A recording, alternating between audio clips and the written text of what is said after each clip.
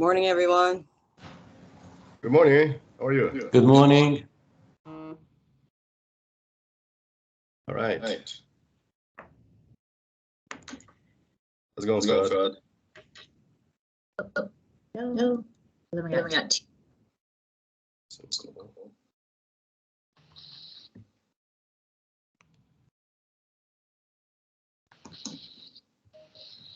I think everybody's here.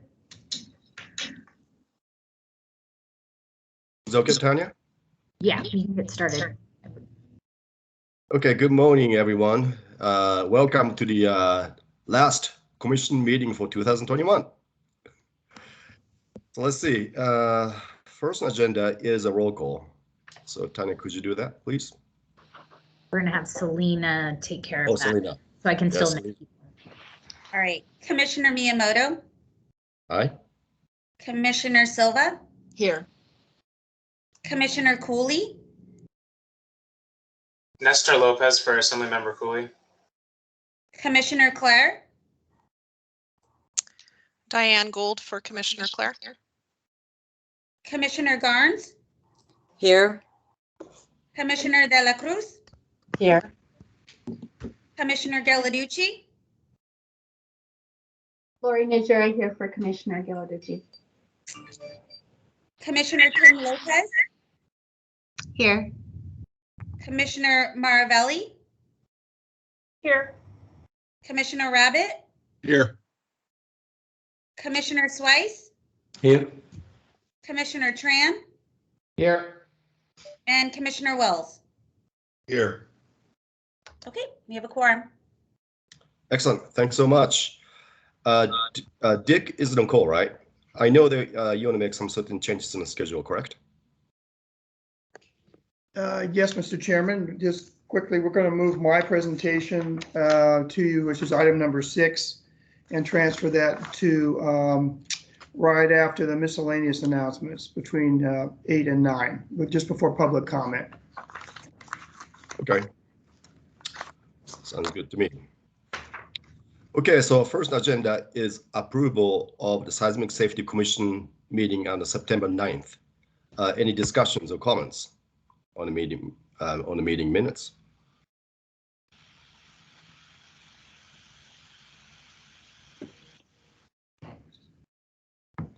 Chair, motion to approve if you're ready. Okay. I move to approve. Okay. Second. Okay, very well. Could you make a roll call, please? Yes. Commissioner Miyamoto, Aye. Commissioner Silva, Aye. Commissioner Ken Cooley, represented by Nestor Lopez, Aye. Commissioner Clare, represented by Diane Gould, Aye. Commissioner Garnes, Aye. Commissioner De La Cruz, Aye.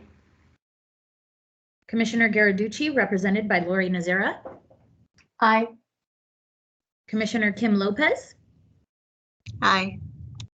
Commissioner Maravelli, Aye. Commissioner Rabbit, Aye. Commissioner Swice, Aye. Commissioner Tran, Aye. and Commissioner Wells. Aye. It passes unanimously. Thanks so much. Meeting is passed. Okay, next agenda is my remarks, and so since August 14th, I have been living in Haiti. The reason is they had an earthquake 7.2 and destroyed almost like 100,000 houses and buildings and businesses and so on. So we are working with the UNOPS, unit agencies to have the damage assessment and recovery process. Just going through that process, and obviously Haiti context is very different from California, obviously. But also there's a lot of a similar context also. And really importance of the preparedness is so critical. That's something just firsthand I can really see that. And this kind of commissions we have here is so critical. Sometimes we may talk about really tedious thing, like commercial guidelines, that little things we talk about. But these little things we do accumulates, over the years, and it actually makes a huge impact in not only damage itself, but also recovery process. And that's why I think this commission is so critical. And that's something I really see it just being the first hand. So I'd like to take 10 minutes to just give you an update of the Haiti structure right now, and also what's the California context of it, because much of the technology developed here in California being applied there actually. So let's see here, share the screen.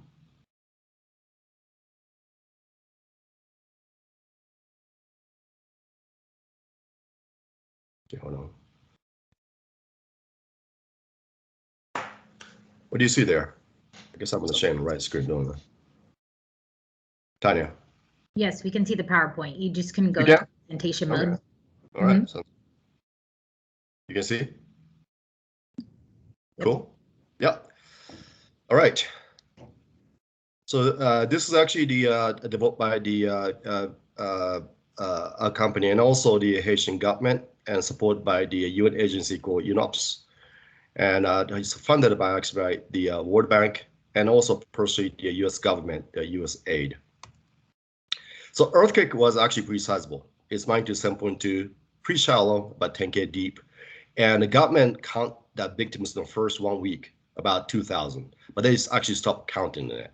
And our estimation, and also USGS estimation, is over 10,000 people. That's about probably right, because of this widespread area and a really remote context. And about 130,000 buildings, mainly houses, schools, hospitals, commercial buildings, they are damaged or collapsed. And it's a really difficult condition, not only just a geographically remote area to get to, but also, as you may know, that Haiti is incredible political instability today. During their president being assassinated, and a kidnapping is it's just daily basis. Now that the 17 Americans being kidnapped about a couple of weeks ago, still in hostage. So things like that happening all the time. And on top of that, there's a COVID-19 pandemic on top of it. So it's difficult conditions. But here's a USGS map. This shows essentially the ground acceleration or the there's the intensity of the event look like. So things like this really helpful, because you can start seeing that where the ground acceleration is the highest, most likely there is some certain damage in there. So you can start really organizing the assessment effort to the certain area. So USGS mapping is a very important one. And also this is a JPL, NASA damage proxy map. This is something that Seismic Safety Commission has been working with them for many years now.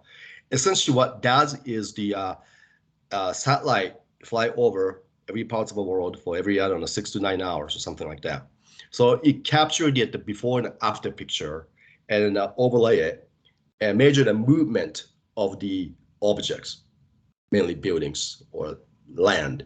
So that's what you can see that if it's moved, and you can see the little dots you have there, that's where the most likely damage is for the structural systems.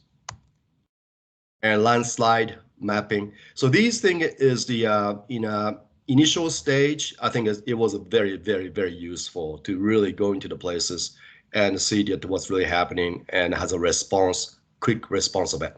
So I think upcoming California earthquakes, this JPL NASA map really should be used, because it's really gets you into the place where it should be.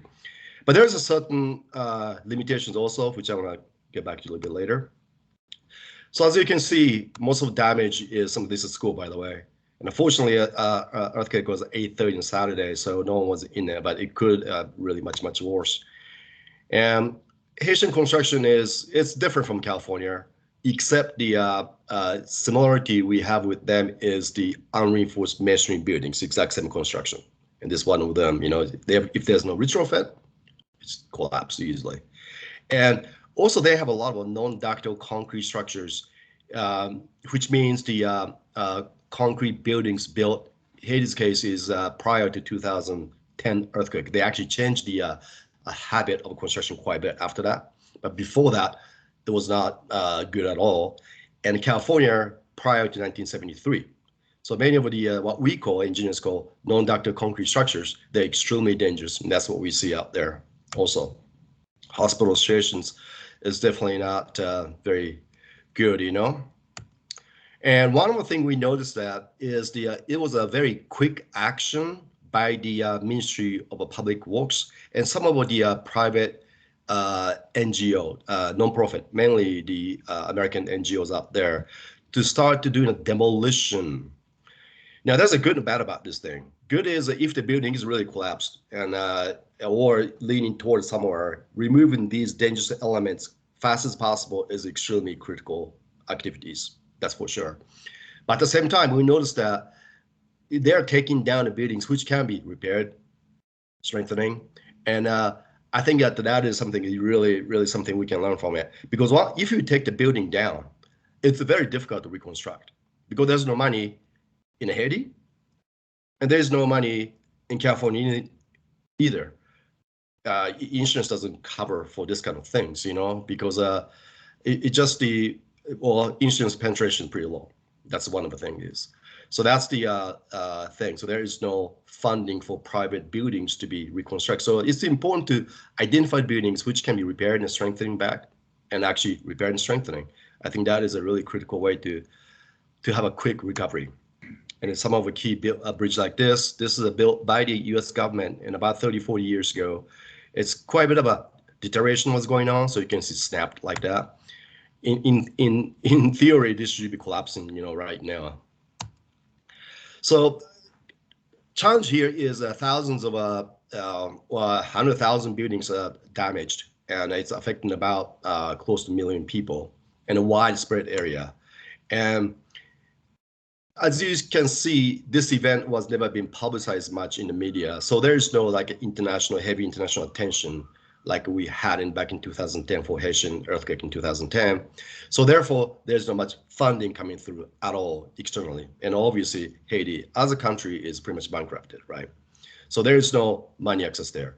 So what we try to do here is we organize to actually the engineers locally there to assess not only do damage assessment, which is a damage assessment we do in California based on ATC 20. It's assigned essentially red for damage did not enter, and the yellow limited entry, damaged, green inspected, damage not found. So so that red, yellow, green signals per se, that's the per ATC 20 protocols we do here. In Haiti, what we've done here is because such a widespread area, we combine the ATC 20 protocol with the repair assessment. So once the engineer go there, take a little more time, but be able to assess not only damage but repair, because that's really critical. So for about almost 800, actually not 300, but 800 engineers been trained down there, and we have a examination to make sure they pass the so-called ATC 20 certification on top of the other things. Then one of the most important things we discovered here is the engineers going in the field, you know, which is very important. But also, same time, we found that many engineers like me, you know, not able to talk so well. You know, we so focused on technical aspect of it, right? So we are assigned a social communicator to this engine team. You see the gray shirt person, that's the social communicator, to be able to communicate to each house owners what happened to their building, house, and what would be next steps should it be, and what's public assistance may be like, things like that. So whole organization is, we have about 500 people right now. I have different divisions, about 15 divisions set up like that. And just divided the whole affected area by zone, something very close to what we do in California. And assign the engine team, division, about 18 of them, to the certain area of a country and assess. An assessment is a rapid assessment. Usual house probably takes about 15 to 20 minutes because damage assessment may be 5 minutes, but it takes a little longer because we do a repair assessment at the same time. So something like this, we actually create a Kobo toolbox app. and TAG, this MTPTC, which means the Ministry of Transportation and Public Works, is Haitian government. And this is different from what we do in California. We actually that the devices, this is a QR code. We put it in each household, and many of Haitian households do have a smartphone. So they apply that smartphone to the QR code. They can download a report of the damage assessment and also repair design of it. And we basically, explain to the household each of them. So pre-program the damage.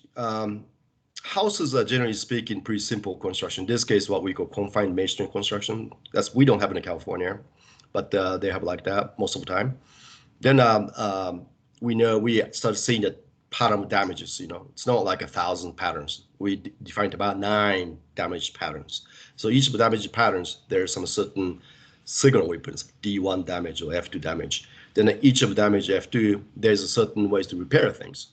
Then so engineer just measuring damage on the field, put it onto the app. It will automatically calculate out what's the cost of it. So this is what we've done so far. We assessed about 13,000. So it's about 90% to go, by the way, just about 1/10 of what's been damaged out there. And damage is we're finding about 50% green tag, which means that they'll be able to occupy. And about 25 to 30% each for the yellow tag. Red tag is about a quarter of it. So that's what we're finding it. This is something that we see quite common in development countries. By magnitude 7, magnitude 6.5 affected area, you see about 50, 60% as a green tag. I mean, at the 50% so green tag, about 30% yellow tag, 20% red tag. That's something we start seeing patterns like that. So we put in the ArcGIS dashboard. So in the real time, the UN agencies and also Haitian government can see what is the assessment going on and how it's found out. So this is one kind of comparison I'll show you. This is a JPL map in a place. On the right side is JPL map, and left side is the one actual house by house assessment. And this is an area called Lakai. This is one of the city. It's sand and a lot of it's a huge amount of liquefaction happened there. So therefore, the JPL map essentially that it captured the movement of a structure, right? So it shows the much more excessive damage in the area, which we did see a lot of damage. I mean, 60% about red tag. So JPL, in a sense, the map captured pretty well what is happening in the area, but resolution is not high. It's just, I think JPL, NASA thinks it's a really great tool, but it does not eliminate the house by house, building by building assessment by engineers. That's something that definitely need to be happening for sure. That's about it for my presentation. Let's see if you have any kind of questions or comments.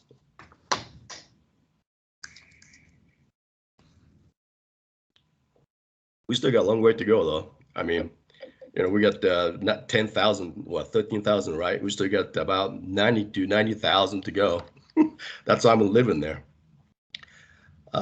Commissioner Suarez? I can see that you've been very busy. Yeah, pretty much going back and forth. A map that shows earthquake faults on the island? Yeah. Is that something you can share now or maybe later? Oh, earthquake faults. Yeah, yes. I have a map like that. Essentially, this is the exact same fault line hit the 2010 event, by the way. Yes. It's the fault line cross all the way from Jamaica, all the ocean, hit the Haiti, go all the way to the Dominican Republic. It's a long fault line. It's like a slip kind of a fault line. And 2010 earthquake actually did not hit the particular fault line. It was a blind thrust fault in a little offshore, by the way, in inland sea. And this one actually hit right on it, it seems. But so that's why I think many of us seismologists are very concerned about this fragileness of this fault line, since that it did not hit the 2000 event. Port-au-Prince is actually closer to that area which has not hit, so it's actually that there's still a significant risk associated with it out there. Yeah, actually, that was my next question as far as what is the possibility of other earthquakes in the future, and what can be done to eliminate this cycle, and maybe change the building code there, or do something drastic that people will have to avoid dealing with this every time an earthquake hits. Yeah, many of seismologists are very, very concerned about actually the upcoming this next earthquake because of this fragileness of a fault line. And also there's one other fault line, which is subduction zone 2 in northern part of Haiti, which has not been touched for almost couple hundred, almost like 150 years now. So that's actually definitely due to be ruptured. So it's definitely Caribbean itself is a very unstable time today. Like Puerto Rico earthquake we had last year in 2020 January. I mean, the last earthquake Puerto Rico hit was the almost 100 years before. So it's just this whole area has become very unstable, and it's definitely affected the U.S. Geopolitical situations too. So it's very important area of United States. So it's very important to have that. Now you had a good question about how we're going to prevent that. So I think it's going to come down to training, I do believe, the knowledge. And 2010 event, our agency alone trained almost like 7,000 masons and several hundred engineers and like 20,000 homeowners and renters, husband, housewife, kids, everybody, trained them what good construction should look like, because there's no permit process there. People build things, So we come to understand that the training of the professionals and also normal people is very important, since it's pretty simple buildings, right? So that's exactly what we did, and we just did recently testing of the randomly picked several hundred masons in the Port-au-Prince. 80% of them, they actually possess the knowledge of what the right construction should be, and I did see that they're really at the good trend though. Some Port-au-Prince, even some very informal housing area, so-called, which means the essentially people build things without nothing, and masons locally, they actually use the ACI 318 confirmed ties and that kind of stuff. So this definitely progress is there as far as the how people build things. It's getting there. Good, thank you. Yeah. Commissioner Trent. Yeah, I just curious as to your thought. It looks like it's slow going. If you were thinking about that learning experience now versus the previous event and how that gets translated to California, do you expect similar slow going in terms of the engineering and assessment, or do we have proper measure in place that it's better? I'm not so sure. So just curious in your thought on that. I think a damage assessment, system under the OES using the so-called ATC 20 protocols and stuff like that. It's a robust system. I mean, there are, several thousands engineers, or architects and everybody pretty much ready to go. They're certified. So I think that as far as damage assessment concerned, we're definitely top notch. We will basically, I think we can figure things out really fast, No question about it. And even, like a Structural Engineering Association of California have a 4,000 membership, and many of them are certified, also. So they can deploy into that. And it's done by volunteering system. So usually 2 weeks rotations and so on. So I think system is very good. And I think that probably the more connection with the JPL, NASA, their database to this thing would be really helpful, I believe. And also the some of the best practice we built using QR code to identify each household and stuff like that. That would be something that I know that no one ever done it before. So that could be very useful. Yeah. And also probably the more important thing is the not only Haiti, but we see this many construction. Sometimes recovery goes really fast. Sometimes it goes really slow, and it's a lot to do with how the private funding to go fast. I think that's so important because people kind of wait for the state to show up or federal government to show up to fix things. No, they're not going to fix things. They're going to government is our, responsibility is the public infrastructure, right? Schools and maybe some of public hospitals and roads and bridges and so on. But 90% of built environments belong to privately. So each of us are responsible. Each of us are responsible. So I think that it's very important to have the right after disaster, make sure that the private funds going fast as possible. Do not prohibit them to do things. I think that's really critical. I think I made a presentation in the past about how the New Zealand Christchurch went wrong. They had a huge amount of money and Christchurch earthquake in 2011, almost like a 25 billion US or something like that, right? For a town of about 400,000 people, which is an unbelievable amount of money. But however, they shut down the city for almost a year to year and a half. So no one can even go in there unless have some special pass. It's very difficult.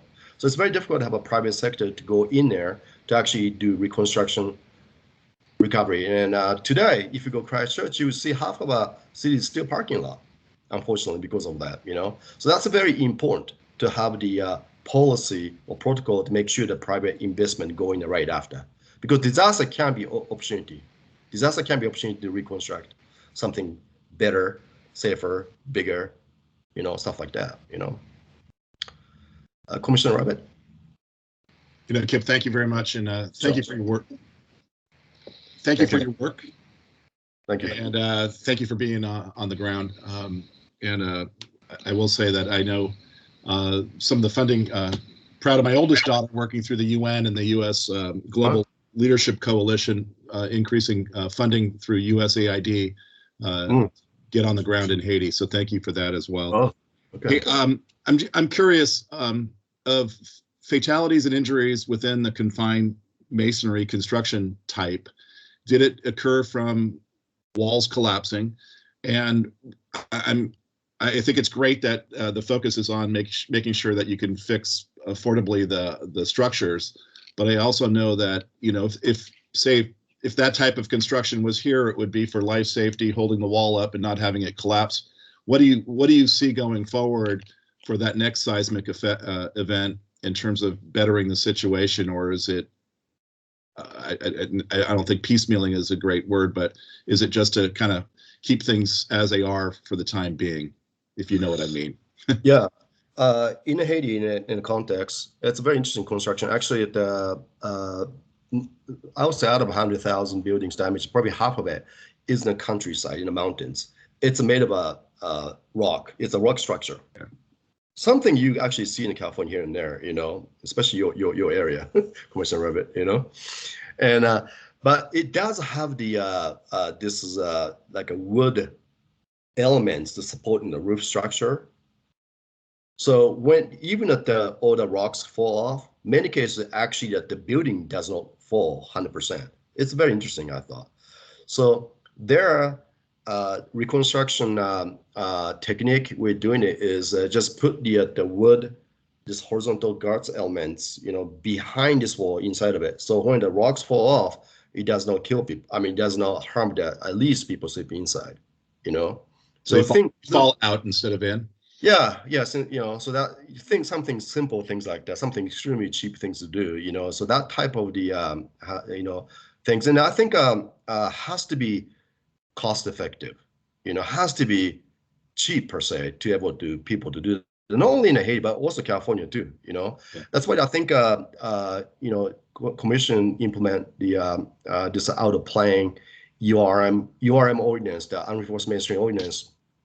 20 some years ago. It was a great program if you think about it. Each city and county adopt a thing, and many cases just do it at the weakest place, which means the provide the this connections from this rock or brick wall to the floor so it doesn't fall off. It's very cost effective, very cheap things to do. I think that's probably one of the best practice, I think, in the world, things like that. So it has to be affordable because it's not like people have a whole bunch of money sitting in it, So I think concern I have is the so-called order concrete structure, which is I know many jurisdictions are looking at, but purely looking for do a seismic strengthening to the certain code level, that has going to have a very, very difficult time. It takes a long time, just like our hospital program taking forever, right? And maybe at the deadlines, you could keep pushing it. Who knows? Because it's just extremely expensive to meet certain code level. So just like so kind of doing that, the very weak spots of it, that kind of things like that would be very so-called cheap, cost-effective approach is the you can reduce that risk significantly. Great, thank you. Commissioner De La Cruz. Thank you so much. Thank you for your work and for this presentation. My question is around equity, and I'm wondering if there are any particular populations that are struggling to be served in the same way because of structural or institutional inequities. I'm wondering if there's differences in immigrants to Haiti who are really struggling to be seen and served. And I'm wondering also, really take into consideration your point around the importance of being cost effective to ensure stability in all structures, even for people who are poor and who are going to have a harder time recovering and rebuilding in a way that's safe. So I was just wondering, what are the structures in place as Haiti and the world helps Haiti rebuild to ensure equity in this recovery? Yeah, I think there's something I see all over the places. I mean, obviously, income levels lower, usually higher the damage, higher the suffering is, because usually that structurally not very sound. Fire hazard and structural hazard is higher because building is order cheaper per se. That's just global phenomenon. It's true in California also. And so yeah, southern part of Haiti, that's where the earthquake was, is the much poorer than say Port-au-Prince in the capital, the 2010 event. So yes, they have absolutely nothing. I mean, nothing at all, just nothing. And their house collapsed, and those houses, I'm talking about rocks, fall off. And those are things built over the generations, So it doesn't take that much. I'm talking about probably we estimate about $500 per house to basically reconstruction a better way, as we're talking about. But it's just that they don't have $500. $500 like a yearly income probably, So it's definitely it's very intense situation they have there. And there's no public assistance, right now at this point. There's no U.S. government funding. There's no World Bank funding. Nothing right now. So what we try to do right now is a limited amount of money we have to basically at least to give it the information what happened to it, what need to be done to the house, And we're hoping for there's some certain private funds. There's some non-profits going things. Not a huge, degree though. But at least when those people go there, there's information how to fix this thing quicker. And I think one of the next step we're going to do there is a massive training. Things we're going to do training of the Haitian masons and homeowners also. But one thing I do know that there is quite a bit of a Haitian diaspora from that area living in the East Coast, U.S. There's quite a bit of family tie too. So I like to really instigate certain funds, private funds from the place like that. I think that would be probably the solution. I think that would be also a sustainable solution. More connections with the Haitian diaspora in this country. Thank you. Yep. Okay. Any other questions, comments? Well, thank you so much. Looks like Commissioner Yes. Lopez had a question. Oh, sorry. That's all right. Just in the sake of time, just thank you for the presentation. And I was just wondering, based on your experience in Haiti and other parts where you have responded in these types of seismic events, what are you seeing in terms of their water and wastewater systems and the kinds of impact, especially those that are underground? Oh yeah, I mean it's a huge, and especially that one major town in Haiti was called Lacaille, and it actually had a pretty good working water system. Has the big water towers, has a network of it, and it was a government owned, but it was a sustainable. They're charging a very small amount of money, but able to kind of get things going. But obviously, the so-called liquefaction of a movement of grounds and all that, it's completely destroyed. So, yeah, it's gonna take. But I think at that particular things like that, usually there's some certain funds coming through from a probably World Bank or American Development Bank and stuff like that. So that would be addressed that way. But yeah, I think disruptions to these so-called lifelines is the really critical one. And Usually let's say, California or any other so-called advanced countries, and an earthquake of this nature happens, expectation is that you're going to lose, power or even water for a week, maybe 2 weeks, sometimes longer, just depends about some on that range. Cell phone, you lose the access to maybe up to 1 week, mainly a lot to do with the people using too much, overloaded, So that would be actually something people don't quite realize, that communication gets shut down pretty quickly, That's why when I'm in LA, where I live, I always carry my little satellite telephone with me. Completely prepared. Thank you. Yeah, thank you. Any other comments or questions, commissioners? Okay. Thank you so much. So let's go next agenda, which is the it's Lisa from OES on executive director hiring process. Is this correct? Is this the next agenda, Tanya? Yes. Yes. Okay. Okay, Miss Lisa Mangat from our Chief Deputy Director of Policy and Administration from OES. Please.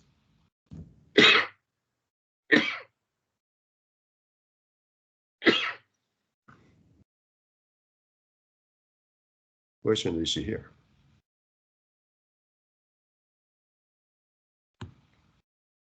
Tanya, is she here? Yeah, they may have lost connection because I'm trying to look here. I thought I she was think here. can you hear us now? Oh, okay. There you go. That was a glitch on our Oh. side.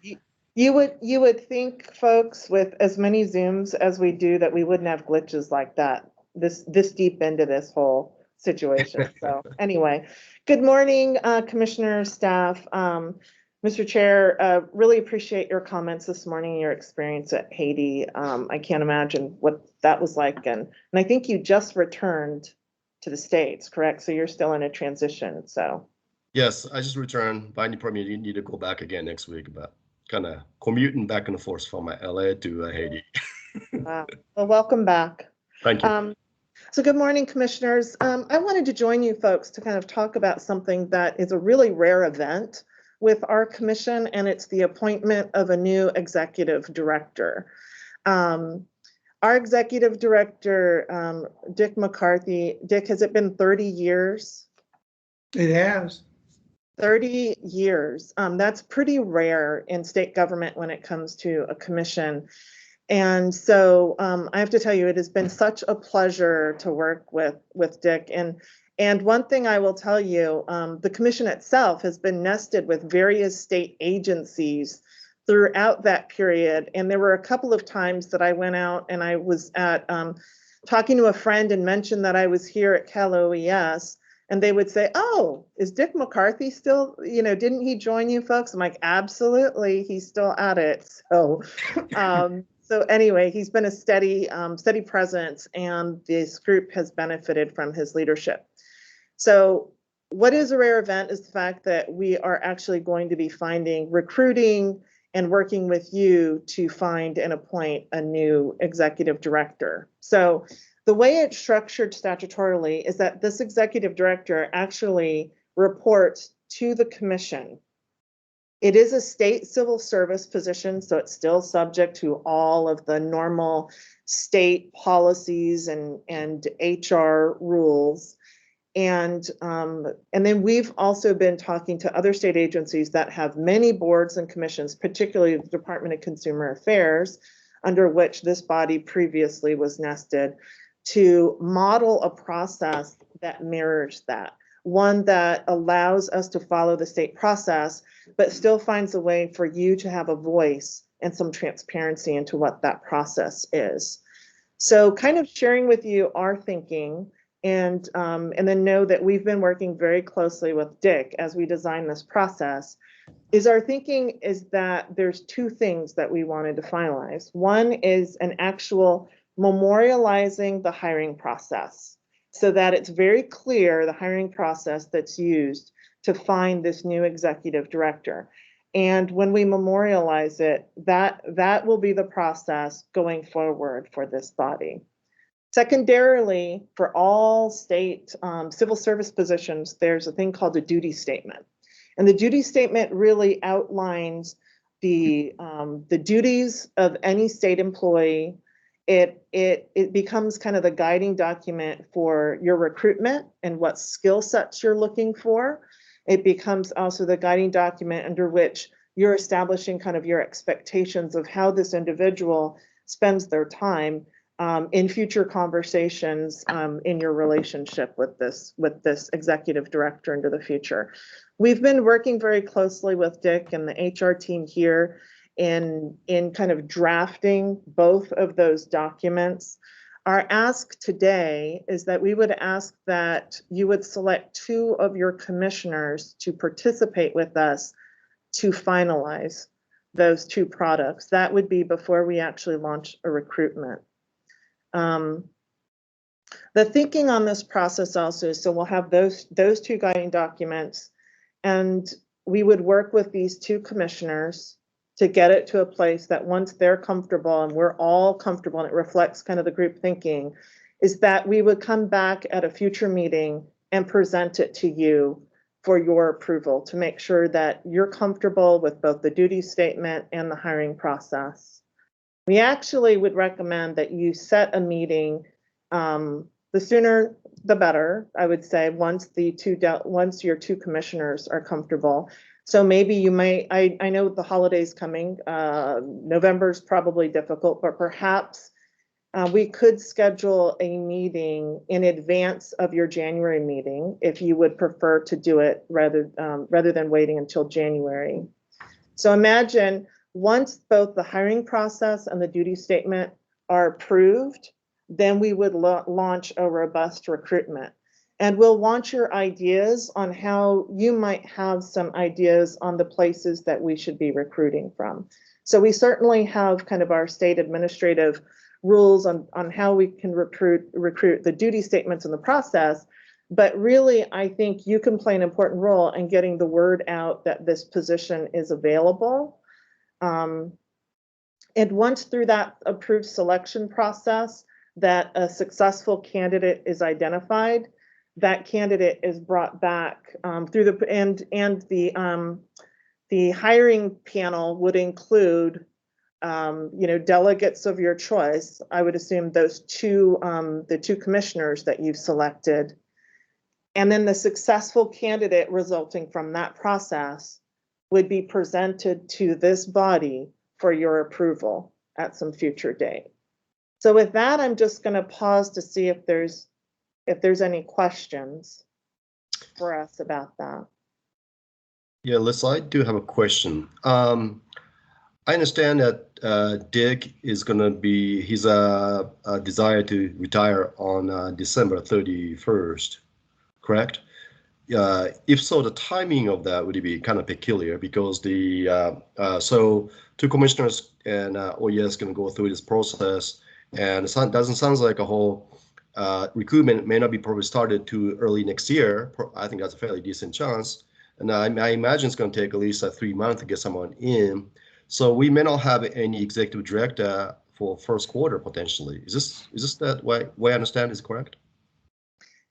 So we would work with you folks, and we've been talking to Executive Director McCarthy about potentially putting someone in as acting to support you through that transition. Okay. Well, I tried to convince Dick to stick around for the next 10 more years, but I was not very successful.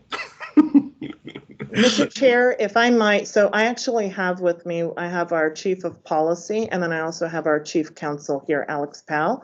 And so I think Alex has some helpful information. Yeah, so I think if we're talking about this special meeting, it'll be relatively short, and the agenda will be specifically dedicated to this. But you could theoretically also have a closed session item on that same meeting where you could deliberate what an interim executive director looks like, and that would be done again in closed session. The other portions that Lisa mentioned would be done in open session, which is to review duty statements. So I do think we can solve that problem by deliberating that in a closed session rather than open. Okay.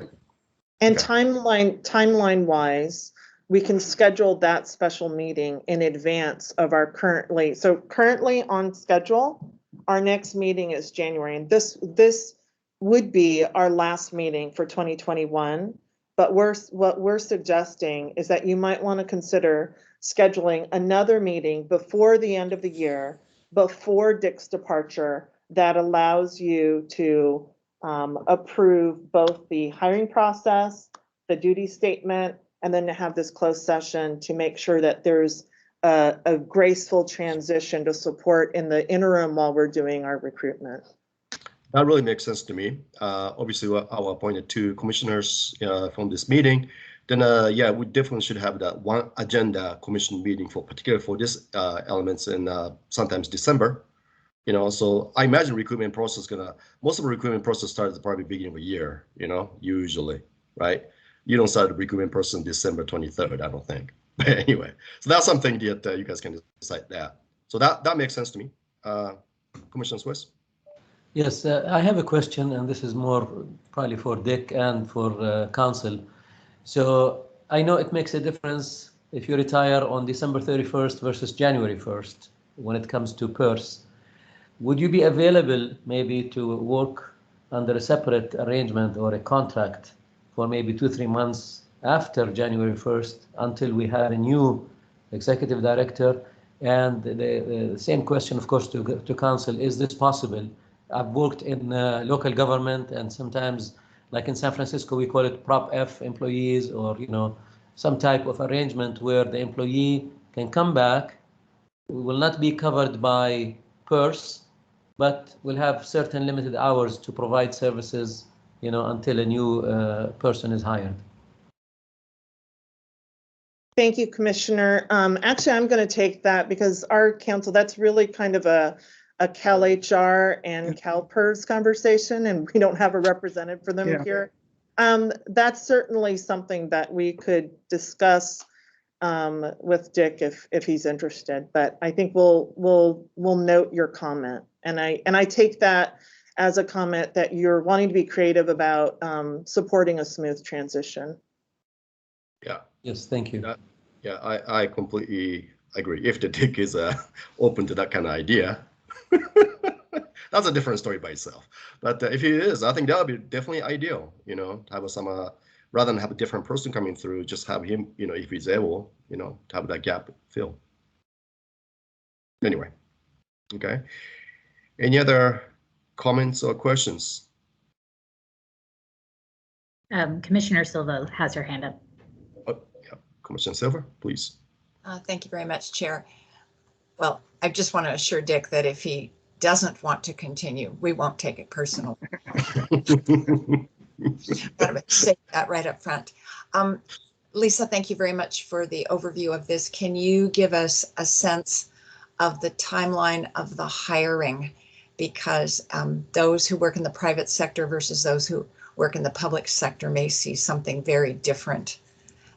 Plus, the labor market is so tight now, it is very difficult. City of Walnut Creek has twice as many vacancies as we normally would in a given year. And that's happening in all sectors. But anyway, timeline so that we have a realistic. Thank you very much. I actually had that in my notes. I should discuss that, because I'll tell you, I've been with state government for over 20 years now, and timelines still surprise me when it comes to filling positions. We, like the locals, are experiencing tremendous vacancies right now. I think I'm hearing that similar experience at the private sector. I would say this: it's not ideal to launch a recruitment during the holidays, I think, to the chair's comment. That's why I think it's important to do things on parallel tracks, right? I think we've already worked with your team to develop kind of a draft hiring process and a draft of the duty statements, so that as soon as you select your 2 commissioners, we're not starting from zero, but we're kind of in a refinement stage if they're comfortable with that. So I think that's good news. In this process, we would need to have this special meeting where you would sign off on that process. It would be great if before that meeting, and starting now, you folks are just kind of thinking about where might be some places that you might like us to get the word out and, broadcast. So we would likely use our communications team here to push out the message that, we have this amazing opportunity here with this commission. This is what the commission does. So I think sharing those types of things. But I would expect once we launch the actual recruitment that this is going to be a months-long process. This won't be something that happens in 2 weeks or happens in January. I would expect it's January, February. When you post a state position, there are rules that it needs to be posted for so long, and then once it's closed. So having a smooth transition and appointing someone in the interim as acting is going to be key. So thank you very much for reminding me of that, because that's really important. So for all of us to kind of understand what we're managing on the go forward. So would you say 6 months is more realistic than 3? I think it depends on the nature of the candidates that we receive. I think 3 months would be on the optimistic side. It could quite well take 6 months. So let me share this. So recently, we had a deputy director of administration that was open here. Now, frankly, administrative jobs at that level are very hard to find in state government. I suspect you have the same struggle at the local level. And it took probably, we posted it in the beginning of 2021, or the beginning of 2021, and we filled the position in October.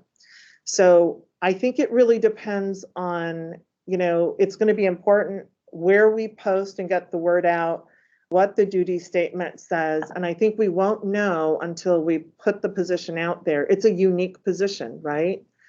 And as you think through the skill sets that you're looking for in a candidate, it's a matter of finding that right candidate. So I think we won't know how long it takes until we see what the application pool looks like. Dick, did you have anything that you wanted to share? I don't mean to. No, I think that's a good plan.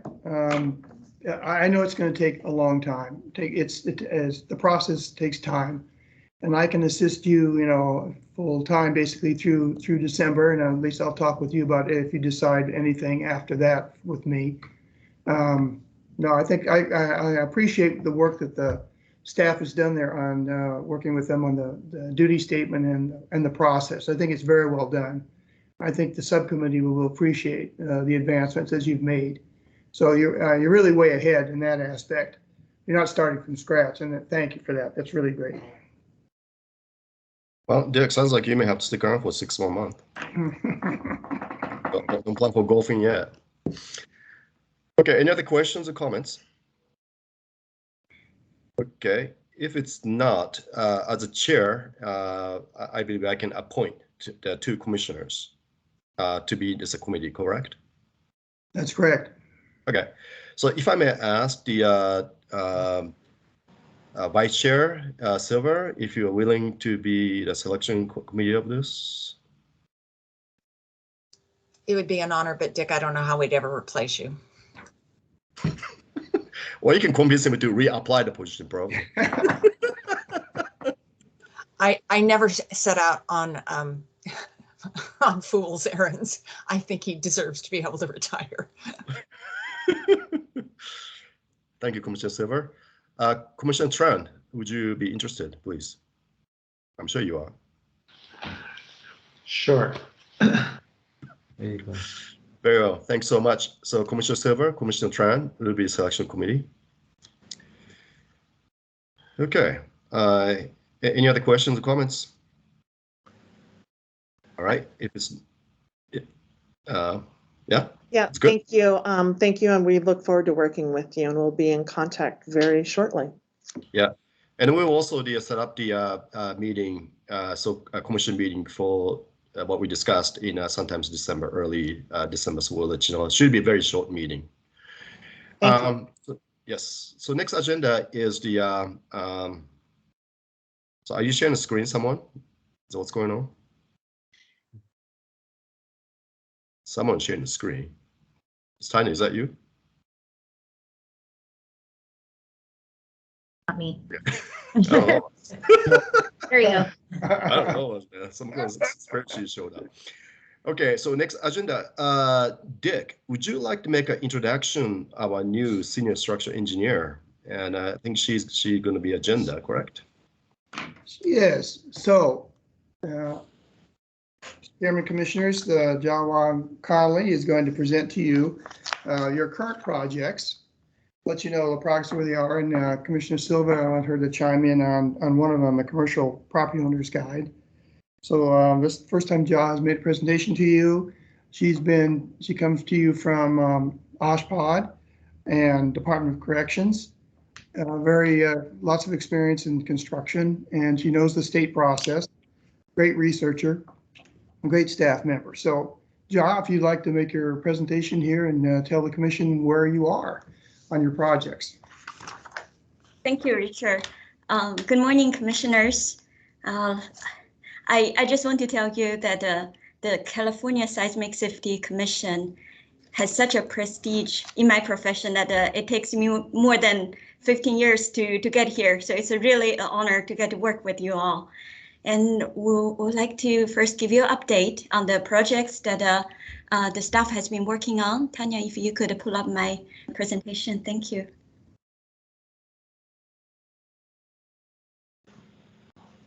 Oh, great. Yes, next page, please. So Commission, you, as you know, it is a statutory requirement for the Commission to adopt and update the Commercial Property Owner's Guide to Seismic Safety. And the current edition we have is 2006. So it's long overdue to update, and given the risk the state is facing. So our preliminary idea for this update is we want to reformat so the information flows better and very similar. We're going to model the style for the homeowner's guide. And then we want to update the outdated information, contacts, and provide more links for resources. And we want to provide more information on earthquake insurance and to facilitate the recovery for folks. And then we are in the process of soliciting inputs from the commercial property owners through engaging in small business development centers, and then reach to some of the clients of Commissioner Tran. And then also we're thinking to develop a checklist to assist commercial property inspectors to help the potential buyers to identify the potential vulnerable buildings and also the non-structural components that pose seismic risk. And then also we want to provide some more information on how much it costs to do a retrofit, and then what's the cost benefit.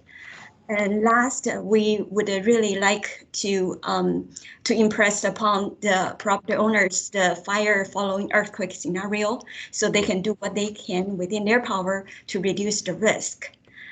So those are the preliminary ideas we have. Right now, the staff has already submitted a contract. We're learning, educating ourselves on the OES contract process, and we have been getting a lot of help. So we're waiting to go through the approval process. We're going to have a meeting with the Vice Chair next week, and we're going to have more clarifications and directions. So we'll be happy to report after that. And Vice Chair, do you have any comments to make? Or we're happy to entertain any questions commissioners have. So let me just add a couple of points. I really am impressed that our new staff member has taken the ball and really is running with it. As you all know, I'm not a subject matter expert. I am a local government member of this commission, but in my day job prior, I was in the publishing and content development process, such as this is. And so that is really what I bring to the table. And the real intent, I think, is, as a guiding principle, is that it will be content rich, but not overly prescriptive how-to, because that gets us into another organization's or another entity's subject matter expertise, and that this will serve as it will be part of a two volume set. The homeowner's guide and the commercial property owner's guide will be basically two volumes of the same set, two perspectives on the same sets of questions. And look forward to the work. And hopefully it will go faster than almost a 3-year process for the homeowner's guide that was somewhat interrupted by the COVID pandemic. Yes, thank you. Commissioners, do you have any questions?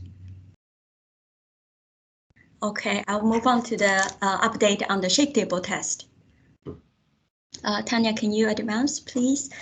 So commissioners, the Seismic Commission has been very successful at working with the shake table from the UCSD, the researchers on the 6-story cold formed steel frame building. And then it was a very successful project, and the commission has authorized the staff to go to the next phase in the 10-story cold formed steel building.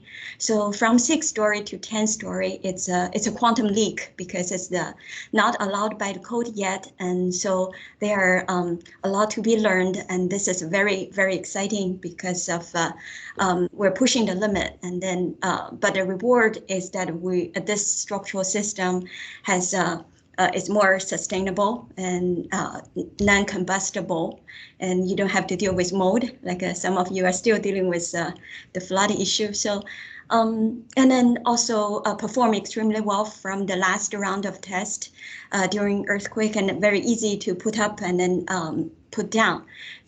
So the similar process, and then this time we are going to do the next slide, Tanya, please. So we're going to shake and then study the fire scenario, how the building respond, and then shake again until failure. Hopefully,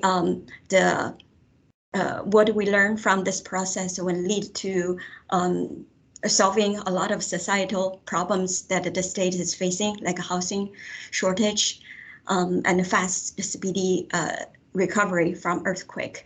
So we are in the process of getting the contract approved. Mike is the one that did the heavy lifting to put the contract together, and it's in the process right now. And we're going to update the commission. Hopefully we'll get approval quickly because we like to start to participate in the planning process. Based on Tara, the test is slated to start the construction by September next year. That's all I have, commissioners. Do you have? Thank you. If you have a question, I'll be happy to answer. Yeah, Gia, thank you so much. Actually, this is a cold form construction, and she's presenting is actually, maybe some of you guys pretty tedious thing seems, right? Very technical, but this is actually groundbreaking phenomena for California, by the way. Right now, when we engineer the buildings, well, houses, apartments, we only have one option: wood. Wood serves really well for many, many years. However, the shortage of wood is tremendous, and the firehouse is definitely real. So having this option like this, it just has a huge impact, actually. So this is something that we really should be proud to be part of it. As I said in the beginning, it seems that what we do things, very tedious technical things, very tedious, right? But that's actually these things going to have a compound effect, have a huge impact how the California will respond and recover after the major events. So thanks so much, Gia. Nice work and welcome on board. We are so glad you are on the team here. Thank you very much. Very nice. Yeah. Any other comments or questions? Gia. Yes, Commissioner Rabbit. I appreciate your point there, Chairman. I was also going to say, I think it's great that to have a proven construction type that can get us the densities in housing that we're also looking for. Of course, wood being, limited in that regard, but perhaps getting that higher density to help solve the other crisis that we're all facing, which is the housing crisis. So I'm excited about that and look forward to the outcome of this test. Yeah, and it's truly it's a recyclable material, steel is. So it's definitely, it used to be, it was very expensive. So it's very difficult to, it's not in the code per se. So there's no able to specify that. By now, it's a drastically changing the cost structure, and now just have the kind of research happening, and there's definitely an option. And Mr. Chairman, if I may just add what John has mentioned, is one of the most significant pieces, I think, is after the structure is damaged, they're going to repair it, retrofit it, and then test it again. Yeah. And that's a big housing issue, as you know. So as John mentioned, it's easy to take down and put up quickly, but hopefully cost effectively, if we can come up with some good, cheap retrofits, you don't have to displace people as much. And it reduces it's going to reduce the damage from the next earthquake. Yeah. So true. Anyone else?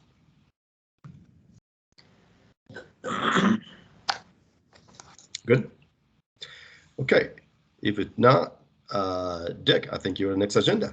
Yes. No, it's going to be, I'm going to have Tanya is going to give you, under the miscellaneous here, is going to give you kind of an update on the budget. Tanya. Good morning, Commissioners. Tanya Black, Process Administration Manager.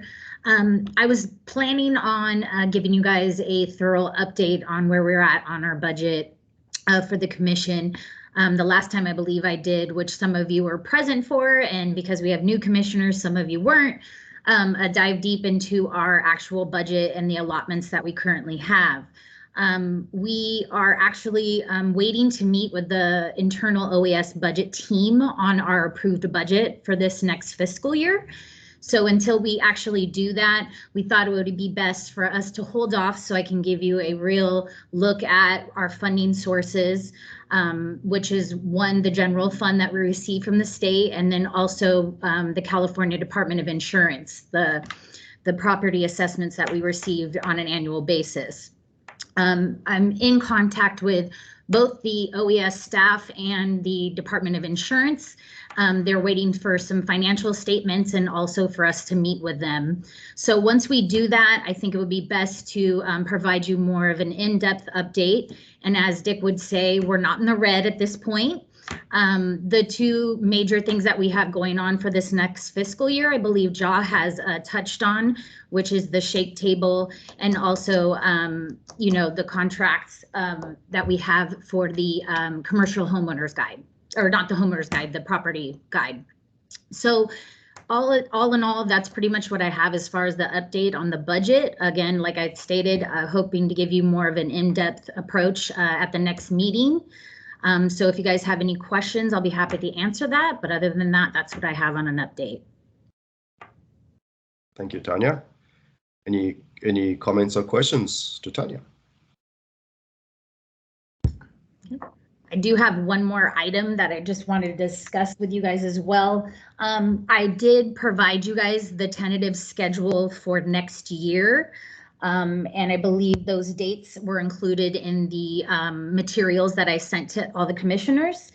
Also, it seems that today, after all the discussion, you guys were looking at a date in December to go ahead and meet as well. So I didn't know if we wanted to take that item up as well right now as a possible date for us to meet. On a regular basis, what we normally do, it's an every other month on the second Thursday of the month. So with December coming up, I looked at that and I believe the next date would be December 9th as a potential date for us to meet. December 9th. So this could be a fairly short meeting, probably less than 30 minutes, I imagine. Yes. And what time are you thinking about? Like morning, I imagine. Yes. Yeah, I believe maybe the earlier the better. I don't know how everybody's schedules are going to be during the holidays, but I could do it for potentially like an hour, hour and a half if you feel comfortable with that, just in case there's a lot of discussion or you guys need to, have a deeper conversation. I guess question I would have would be if the Cindy and Andy and Lisa be ready for it, if it's ready for this date, because basically they're gonna have items to decide it, right? I'm perfectly fine. My calendar is booked that day, but I can move things around. Okay. What about, so you're gonna do 9 a.m. for like a 1 hour? It's probably enough, more than plenty. So like 9 to 10 on December 9th? Yeah, and I guess by then probably we will know about the interim exec director situations, I imagine. Yeah. So we have certain directions. So, Mr. Chair, we've confirmed that date works for us, so we can make that work. And internally, we're already planning to reach out and schedule a meeting with your two commissioners. We'd like to share with them kind of where we are as early as next week. Okay, very well. Okay, if there's no further discussion or objections, let's just make that as a date. And that. I'll send the Thanks invite. so much. Mhm. Yeah, thank you. Any other discussions, Tanya? Nothing right now. Okay. Unless there's any, I guess, the tentative schedule dates, if there's any conversation that you guys wanted to have regarding that. We can just keep that, and I can go ahead and start sending those invites as well, so we can get those on everybody's calendar. Yeah, it's okay. Okay. All right, Dick. Okay, thank you, commissioners. So I'm going to give you kind of a progress report as to where you are, and then I'll make some closing personal comments to you. So your research program has been, I think, has been very successful. You have a balance of a little over $2 million there, and Tanya will be able to get that information for you, the exact number for you at the end of the year, at the first of the year, when she meets with the budgets team. These programs are projects you've completed through this program have leveraged off of partnerships. And I've always found partnerships most cost effective. And it's good to have partners because we leverage the commission's money. And the Attorney General, who you report to every year, basically, we like to tell them that, you know, our funds, we awarded this fund under a gift agreement many years ago. And it's always, they're always impressed when they see that you've leveraged money from other partners. Plus, I like the fact when you have other partners involved in these projects, it increases the value of the product, basically. So we're not standing alone or forcing something on somebody. They're a true participant, and that's why the example of the shake table, I think, test is really, really valuable. Fire following earthquake. About 15 years ago, we started receiving testimony from first responders that they were concerned about a major fire after a large earthquake, say in the Los Angeles basin. And that was not received very well by many people. I had made some statements after hearing our testimony from our experts that under certain circumstances, the fire losses can exceed the shaking losses. And that kind of went down hard, okay? And so the commission, the commission's funded about 8 years ago, 2 studies on fire following earthquake and the water supply. And it's basically, there's not gonna be enough water because there's gonna be damage. Right. Okay? And so I think we've worked with Chief Marshall and Chief Collins, as you know, our Cal OS fire experts. They've been terrific in giving us some guidance on maybe some project here for you to consider in the near future. Also, as you remember, the alert wildfire cameras, I've worked with Chief Marshall and Collins on that, and UC San Diego on the expansion of that system in 2 areas. One is going to be moving them, as you heard Chief Collins mention, moving some cameras into urbanized areas to help local governments identify fires and maybe the street conditions, whatever's necessary there. And there might be some privacy issues there we're going to have to deal with, but that seems to be a pretty good idea. It's been accepted pretty much with a good step to take. Also, the Alert Wildfire Group is reaching out to NASA JPL to connect with their satellite network. Their satellite network is international, so it provides more abilities for those satellites to communicate to the fire cameras first, speed up the response time for our first responders. That's something I think you'll see here in the near future. Another project we had was for many years, almost 15 years, was the San Francisco Public Utilities Water Delivery Improvement Project. That's a $4.5 billion retrofit of the water delivery system that goes from Hetch Hetchy in the Yosemite area down across the valley and then up the peninsula. And I believe there are 28 local government or water district customers that draw from that system. So we learned a lot about the integrity of that and the value of this system so that it doesn't go down in an earthquake. And particularly it causes several faults. And the design on it is designed for the fault offset. So that project is 99% complete now. I don't see much of a role for the commission in this for the next 2 years. There's a statutory requirement that if something changes in the scope of that work, then triggers a review. Nothing has changed. Everything we've reviewed has been basically completed. So there's some environmental issues that they're dealing with now. But I think that's a great news for the state that system has been retrofitted. I worry about is those local customers, their delivery systems are vulnerable. So that's something I think you need to consider in the future. John and I sat in on another panel. It's the State Public Utilities Commission Independent Peer Review Panel for Diablo Canyon. Let you know on that system is almost, that panel or that work is kind of winding down or is going to change.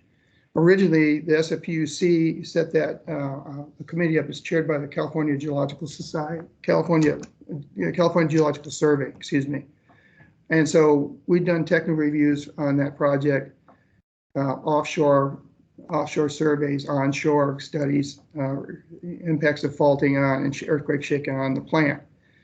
It's highly technical, and the California Geological Survey has done a fantastic job chairing that. However, now PG&E is not going to seek relicensing for the plant. I believe that their license to generate electricity ends in 2025. After that, it'll be spent fuel rod pools and dry cast storage. So it's going to enter a kind of a state that Rancho Seco, Humboldt, and San Onofre are at. So the scope of that panel might change. We'll have to wait and see what is asked of you by the State Public Utilities Commission on this. So, they can't export waste from these sites, so they store all the nuclear waste on site. So a lot of these sites are near urban areas, obviously. So it'll be up to you to determine what role you wish to play on as PG&E shuts down Diablo Canyon and it becomes a storage site like the other 3 sites in the state. AB 100 was the bill that transferred us into Cal OES. And in that bill was a requirement that the commission set up a website that would allow other state departments, state agencies, and others to put material on the website that describes what they do, the products they produce, right, and the cost, their budget, annual budget. And so you have on your website now we approved the California Geological Survey and the Office of Statewide Hospital Planning and Development. And I see this is going to be, as I mentioned before, I think this is going to be a desirable location for a lot of departments, place their information. You have some interest. Celine and I heard a request from Southern California Earthquake Center and the Earthquake Country Alliance to put their information on the website as well. You'll get a lot more requests from the outside other than the ones that statutory required. I think within 2 years, you're going to have, I'm going to guess, I'll be bold and I'll bet you'll have at least 20 programs on that website. Yeah. Okay, I do. And I think you have 2 examples now to hand out to anybody that wants to put their information on the website. It's not a lot of work. The first one was, but I think it has to be accessible. As Selena has rules, they've got to make it accessible, handicap accessible. So I think it's a great start, and Mike's done a great job with that as well. Mike and Selena have done a great job. Work with that. If I was responsible for a seismic program, public or private, I'd want my program on this website. Because at some point in this big earthquake, the news media wants to know what's going on in the state and how much money is being spent. They can just go to one site. Or others, or anybody else that wants to use it. On earthquake response, let you know that your role will be, should there be an event in California, you will set up and hold hearings probably 4 weeks, 5 weeks after the event. And you don't go rushing in there because we just get in the way of our responders. So we set up, upon invitation of the local government, we ask, now with OES, it gives us a little more access, helps us out a lot to get into these areas. And then you receive testimony from business owners, the local government representatives, members of the public, and they tell their experiences. And based on that, you do a report on the lessons learned from these events, and you have findings, recommendations in your document. All right, and from that you can accept maybe some policies can be then developed that reduces the losses from the next event. But it's real world lessons. We started this basically in 1994 after Northridge. That was a very bad earthquake, as you know, our last one that was really bad. And we started to update your loss reduction plan, which at some point hopefully you get to revisit. And then exactly a year later in Kobe, they had an earthquake. And we had a pretty good relationship with the Japanese. And so we combined our effort and took lessons learned from Northridge and Kobe and updated the loss reduction plan, which is still on their website today. So at some point you want to take a look at that. And our last response to our newer commissioners was at the Ridgecrest earthquake in 2019. We sent a team down there just to observe quickly, and then we came back about a month later and held hearings there. And you did a quick report on that as well. And we also did a quick report on the Napa earthquake from 2014.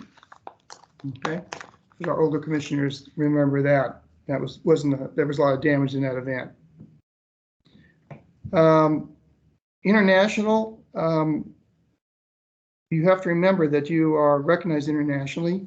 I get a lot of inquiries from entities outside the United States. The staff will get inquiries from other countries. Remember, you heard a presentation from the Global Earthquake Model. You're on the non-voting member on the advisory board on that. And that gives you, as you saw in that presentation, gives you access to what mitigation policies and what type of scenarios are being used worldwide. The chair referred to some of the events like in Christchurch. That's a very valuable entity for you because it gives you an international flair. And the World Bank basically sits on that board with us. And it's a real honor to have such a small commission sitting on next to the World Bank on these meetings. So I really want you to consider to stay engaged with them. They did some work for you after the Napa earthquake. You do projects and they predicted the losses, and for the Napa earthquake, we delayed a year on the report because you wanted to see how the recovery was going. They see how it was going. So they modeled the losses versus a model versus compared it to what really occurred. So I think you want to keep a contact and be a member of the Global Earthquake Model. Some issue here to reflect now is on the pandemic. I want you to be very proud of your staff. In March of 2020, when the governor issued his alert about how dangerous this disease was, the commission staff, we're prepared for a shutdown. So we were out of this office here in an hour and a half. And we were prepared. We took our equipment home and we've been telecommuting basically in some form ever since. The challenge here, commissioners, is we're not on the Cal OES campus. Right now we're in a leased office in a commercial building here in West Sacramento. And after this pandemic hit its full stride, there was nobody in the parking lot. There's no cars in the parking lot. This building was completely abandoned, except for the staff coming down here twice a week to make sure that basically the office hadn't been broken into or a fire hadn't broken out and pick up our mail. But that was pretty scary. I got to tell you, sitting in here in this big complex with just one car or two cars sitting in the parking lot by ourselves. So we made it through it, and the staff did a terrific job on that. Everybody pitched together here to make sure that we could operate remotely. And if that's the case, we can still operate remotely as long as the governor's office wants us to do a telecommuting. We have that. We've been doing it to let you know ever since. So we've adapted pretty well to the telecommuting policy. It's difficult for me. I'm old school. I like coming into the office and looking around the corner and seeing how everybody's doing or talking to them. But they're very efficient. Staff's very efficient working from home. Okay, as Lisa mentioned to you, I've been working with them on this transition. They've done a terrific job on helping put something together to hire your new director in the process, as you've heard. It's really, really terrific. And as Tanya mentioned, your budget is in good shape. And I think so it's a great honor for me that we've never gone in the red since 1995. Never gone in the red. And I'm going to explain some of the issues we went through then. So just on a personal note, I have to tell you what a great honor it's been for me to serve as your director. You know, I've been here 30 years. It's hard to believe. Before that, it was 12 years with the Coastal Commission. And that's where I learned a lot of my earthquake stuff on offshore platforms and large structures. That's how I learned by doing. I wasn't formally trained in earthquakes, but I learned it by permit process. And then before that, I had 8 years in private industry. So it's been a long time for me. Just with the state, I've gone to, I was coming in this morning with the state, I've worked for 7 governors. Can you believe that? 7 governors. Must be a record. Brown's first term. It's pretty amazing. So, in any event, you know, Lisa mentioned, you know, we were an independent agency at one time, and then we went to State and Consumer Services Agency, and then the Business Consumer Services and Housing Agency, and now you have a safe home within CalOS. So during that time, you know, we had massive budget cuts to the state, and there was a lot of challenging, as you know, we've had economic ups and downturns. So when large departments got budget cuts, we took the same hit. We took the same percentage hit. So it was a 5%, 10% budget cut. For a large agency, we took it too as a small commission. So when I first started here, we had 15 employees. Now we've got 5 with 1 position still, so you have 6 positions, right? So staff has picked up the load, an incredible difference. I think about that, what the staff has done. Basically 1/3 of what we used to have. So I want to thank Governor Newsom for supporting the commission over the years. He was a big supporter when he was mayor of San Francisco. We did some work with him, his staff in San Francisco, and when he was lieutenant governor. And certainly now, thanks to him, we're still here and safely within CalOS. And I want to thank the staff, Selena, Michael, Tanya, and Ja. Great staff, everybody. They are top notch. I'd match them up with anybody in any other department. Okay, so thank you. And I'll have to talk about, I wasn't planning on coming back. So anyway, thank you, commissioners, very much. It's been a pleasure to serve you. Back to you, Mr. Chairman. Oh, Dick, I mean, you know, I'm so honored to overlap your 1/3 of your 30 years at the Energy Commission. And I know you for a decade now. And your contribution, I mean, your status, you're respected. You know, commissioners will come in and go, but you are consistent, you know, the voice and the face and the wisdom and respect of a commissioner for the last 30-some years.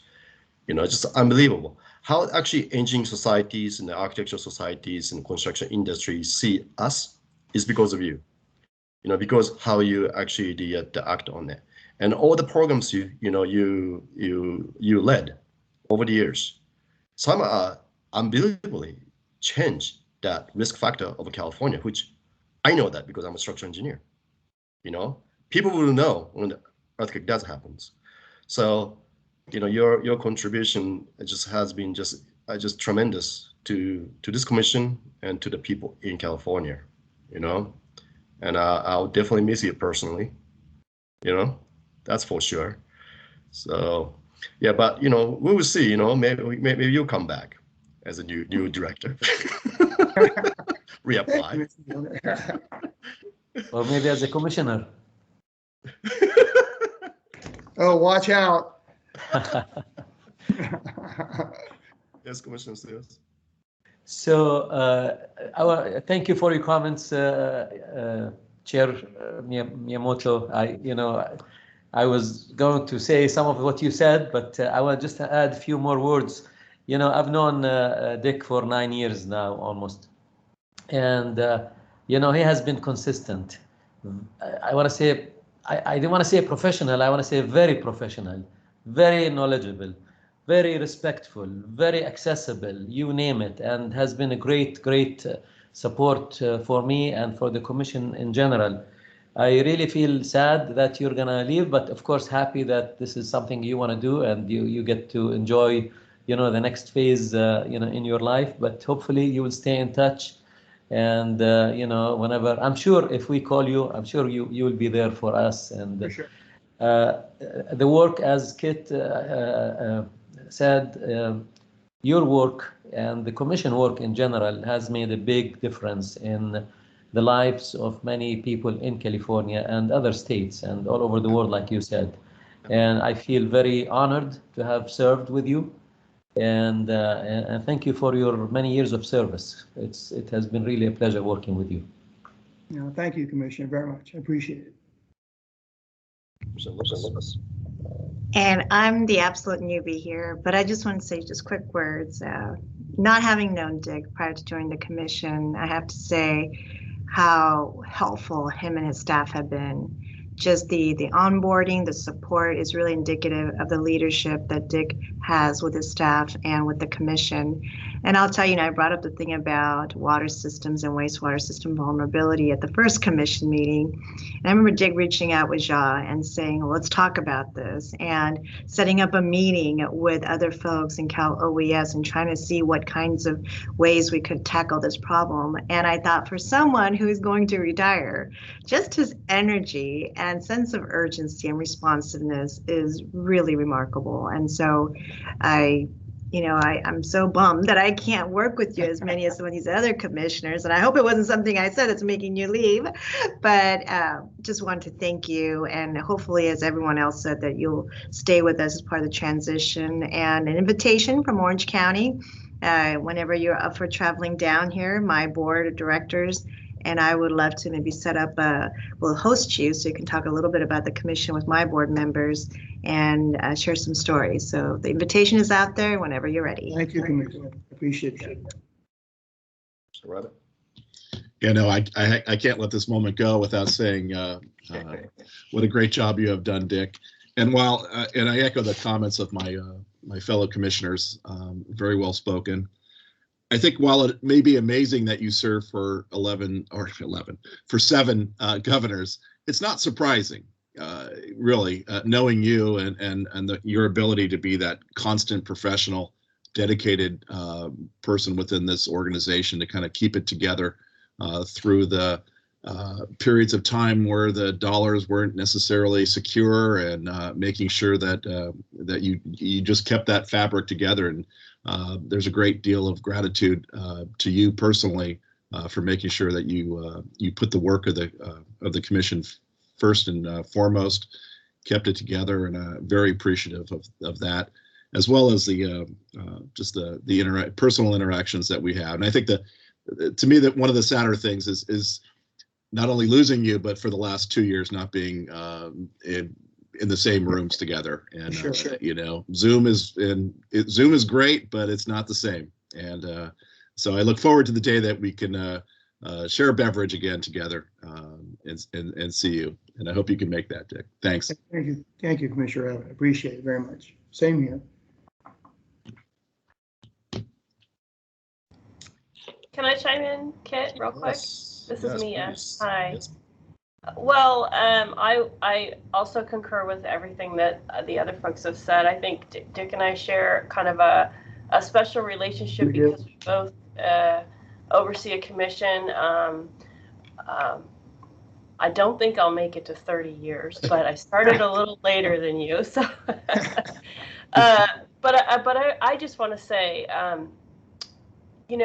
I've learned a lot from you because it's this shared navigating our way through the state system, supporting the policies, figuring out a way to work within the rules and get the work done. And that really can be a challenge sometimes. And so I really appreciate all of your support and the wonderful things that the Building Standards Commission and the Seismic Safety Commission have done in the past. And I've met with JAW, and I'm very excited about the future and what that holds. And again, just thank you for devoting your life to this great cause. So I look forward to seeing you in the future too. Thank you, Commissioner, very much. Same here.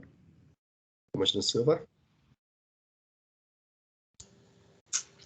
Dick, thank you so much. It has been an honor to be able to work with you and to learn from you and your team about the ins and outs of how an organization like this operates within the state system, a small but mighty organization. You will be greatly missed. There's going to be a hole in the organization that will be very difficult to fill. But I will close with one comment. We are an organization that talks about unplanned disasters. Mm-hmm. This is a planned disaster, and I'm not happy.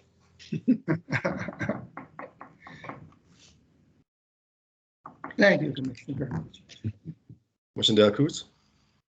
Thank you. Adding my voice to the many here, Director McCarthy, thank you so much.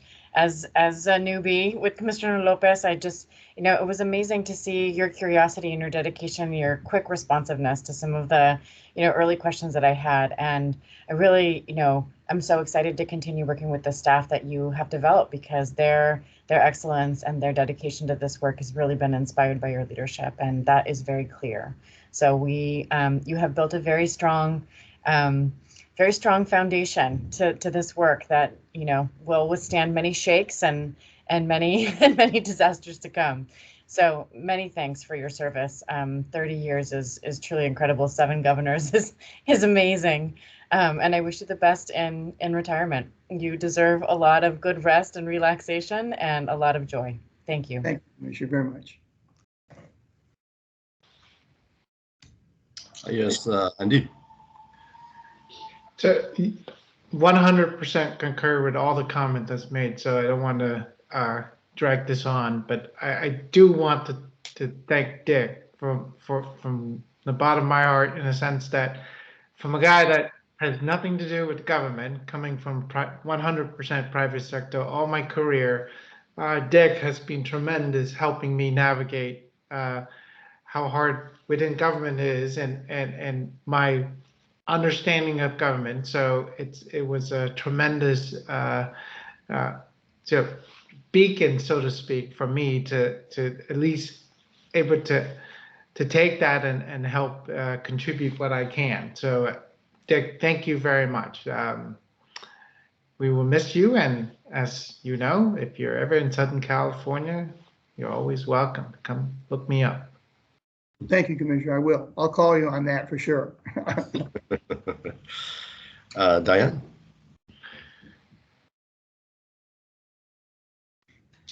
Thank you.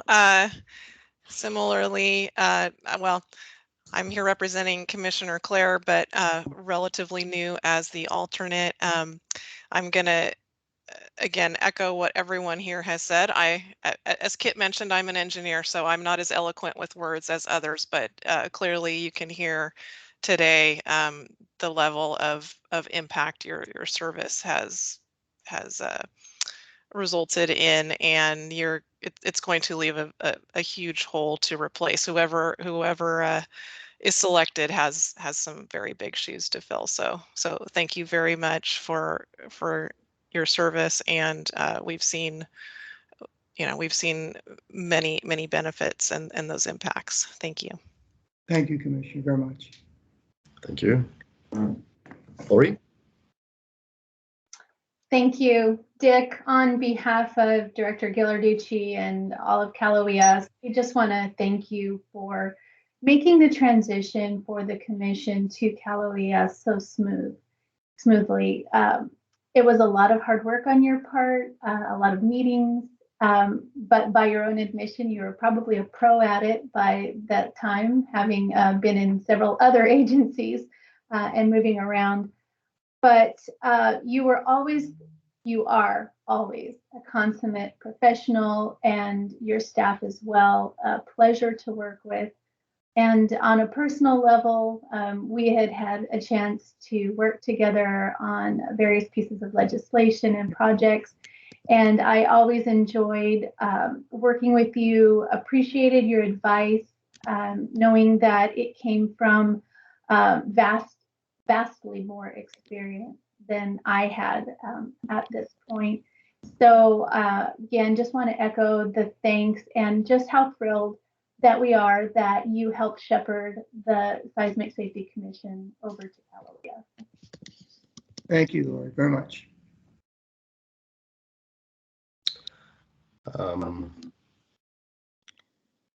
Lisa Lopez.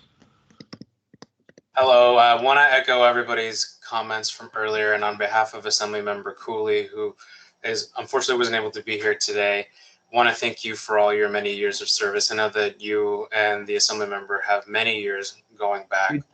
And when I told him the last time I spoke with him about the Commission's September meeting, when I gave him the news that you were retiring, he did wanted to congratulate you and also express the best wishes for you and thank you for your service. Thank you very much. Thank the Assembly member for me, please. Will do. Deborah Gant. And I'm a new commissioner, and so I haven't had a chance to really work with you, but so ultimately I'm just saying, after listening to everyone, I just feel gypped. And I wish that I could have worked with you and gained some of your knowledge, but I appreciate everything. I recognize what 30 years working for the state means, and it's an amazing task you've done. So thank you so very much for everything, and good wishes in the future. Absolutely. Thank you, Commissioner, very much. Thank you, Deborah. Vincent? Yes, as a new member to the commission, and listening to all the comments, I just wanted to say to you, congratulations on your retirement, and thank you for your service. Thank you, Commissioner Wells, and I still want you to, we're going to set you up with Chief Collins and Chief Marshall at Callaway-S. We're going to do that, so I want you to put you in contact with them so that you can work together on any projects that is mutually beneficial. Yes, I will definitely do that. Thank you. You will. Okay. Deborah, you have something, you get hands up. Are you done? No. Okay. Anyone else? Well, Dick, maybe see you in the January meeting. Maybe not. Maybe not. Congratulations, Dick. Yeah, thank you. Congratulations. Thank you very much. Congratulations. Job well done. Unbelievable. 10 plus. All right. Next agenda is miscellaneous announcement. I guess this is done, right, Dick? The yes. Announcement. Okay. So, which means that the public comments. Any comments or discussion from a public here?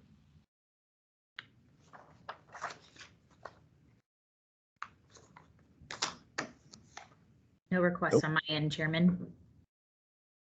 No? No requests, yes. Okay, okay. Very well. If it's not, then I would like to adjourn this commission meeting. Oh, wait a minute. Prophet,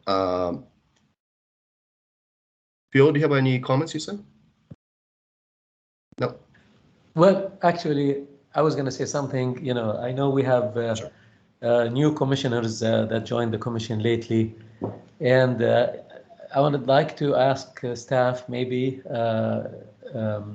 allocate some maybe an item to discuss the website and updating the website to reflect the new commissioners and the role of the commission, and any new information we can put on it.